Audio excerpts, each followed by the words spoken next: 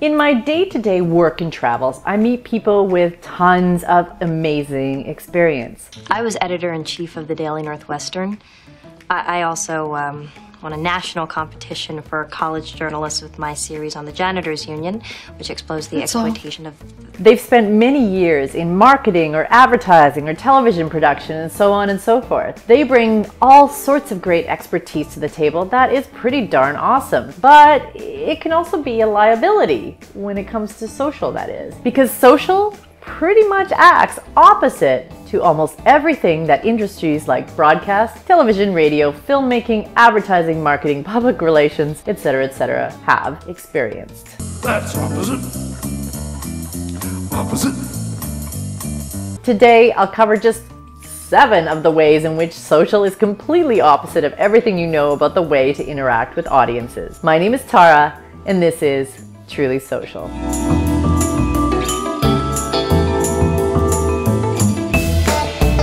Let me first preface this by saying that social media didn't change anything about the audience. It merely threw a wrench into the gears of the industrial age, which is long in our past, by the way, that for efficiency's sake treated people like a monolithic mass. The rise of the web brought on the social era that has allowed for much more complex and personal communications. Yippee! Time for the company loyalty song! Which leads me to the first way in which social is opposite to everything you know. It's conversational, not broadcast. You've probably heard the term read-write used to describe the web, and here is why. In the broadcast world, the audience consumed but didn't talk back. In the web world, the audience consumes, talks back, and produces their own content that is consumed and responded to. The internet is a communications tool used the world over where people can come together to bitch about movies and share pornography with one another. Number 2, the new cadence is always on, not seasons and campaigns. The web is always on, always demanding. Night and day, we are glued to our smartphones, tablets, wearables, and computers. Compare this to newspapers who used to put out an edition every morning or week, or brands who put out campaigns and TV shows that have seasons. Though for some, the model is changing, such as news organizations reporting in real time online, the audience is getting more and more used to getting information as they need it. So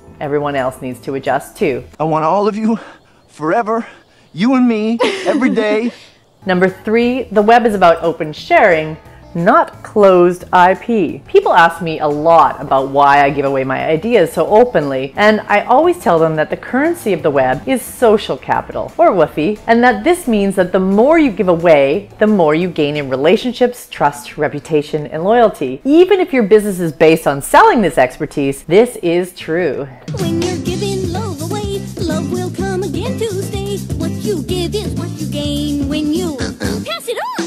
Number 4, on the web, it is better to be flawed than perfect. Perfection now is seen as cold and distant and even suspicious. The more people open up about the ways in which they are imperfect, the more we connect with them. And yes, we see lots of people editing their lives and images to seem more perfect, but even then, it is within the instances of humanity where people connect, like how many people responded when Asana O'Neill, the Australian Instagram model, posted her ugly cry video about the inauthenticity of social media. Number 5, the web is collaborative, not competitive. In the pre-web world, when you won, someone else lost. This is referred to as a zero-sum game. But online, ostensible competitors collaborate, not compete. YouTubers with similar messages and categories collaborate to share audiences because they know that a subscribe to another channel doesn't mean that they'll lose that follower. It just means that follower found an additional channel that they love and will relate to.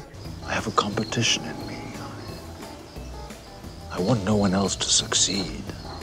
Number 6, web content is about being relatable to a specific audience, not everybody. The ability for anyone to pick up a camera and post to the web means that all of the topics and communities of interest previously ignored by mass media have a voice. If you have the choice to watch media that is meant for a generic audience, or in North America this means white, straight, Anglo-Saxon male, or something that speaks to your own experience, what are you gonna choose?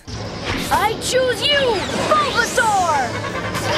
And finally, the seventh way in which social is opposite to everything you know is that experience is the new authority, not degrees or letters behind your name. Blame it on years of false advertising and bad science. But today, the experience of a real, relatable person seems to carry more weight than a paid expert. We often trust reviews by our friends and family over doctor recommendations because, well, our doctor may be getting a kickback from the pharmaceutical company, right? We trust that beauty blogger, not makeup artist, to tell us which mascara gives you the most volume because that makeup artist is probably hired by a big beauty company. And 3 out of 4 dentists agree?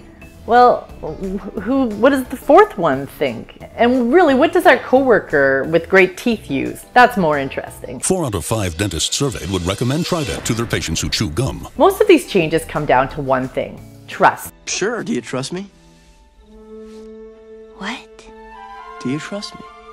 The gatekeepers lost control of the gates with the advent of the internet, and very soon afterwards we discovered that the messages we were receiving were not always in our favor. Is it better now? Well, it remains to be seen. But I will say this, if you have years of training and experience in broadcast media, you're now at a bit of a disadvantage.